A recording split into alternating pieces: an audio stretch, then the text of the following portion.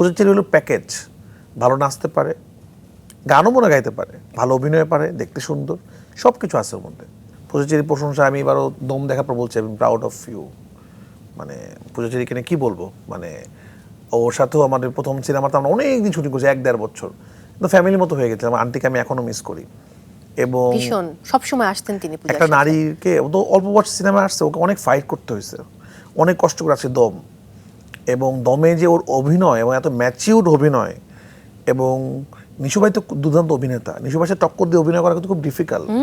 সেখানে এত ভালো ভালো অভিনেতাদের ভিড়ে পূজা চেরি যেভাবে টক্কর দিয়ে অভিনয় করেছেন, এটা আসলে মানে প্রশংসা না করলে হবে না। মানে দমে যতটুকু জায়গা পাইছে, পূজা যতটুকু জায়গা ও অদ্ভুত লেভেলে ভালো অভিনয় করেছে।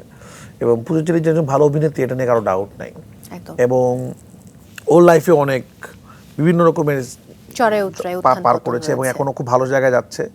আমি চাই ও অনেক ভালো করুক, কারণ দেখতে সুন্দর ভালো অভিনেত্রী এরকম একসাথে প্যাকেজ হয় না।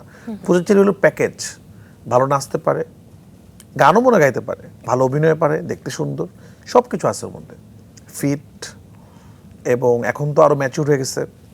তো আমি আশা করবো পূজা চেরি অনেক ভালো করবে, এবং আমি খুব তাড়াতাড়ি চাই, আমার কেন মনে হচ্ছিল যে সেম জুটিকে নিয়ে আরেকটা সিনেমা বানানো, ওই রকম রোমান্টিক একটা ছবি আমি আরেকটা বানানো উচিত, ওই পূজা চেরি এবং সিয়াম আহমেদ, রায়হান রাফি আবার একসাথে যখন আসবে, ওইটা আরেকটা ভয়ঙ্কর কিছু উই আর ইগারলি ওয়েটিং। খুব তাড়াতাড়ি আমি চাই। আমরা ওয়েট করে আছি যে সেরকম একটা কাজ আমরা আবার কবে অনেকদিন দেখব। একসাথে করছি না কাজ, মানে একসাথে লাগবে আসলে একটা।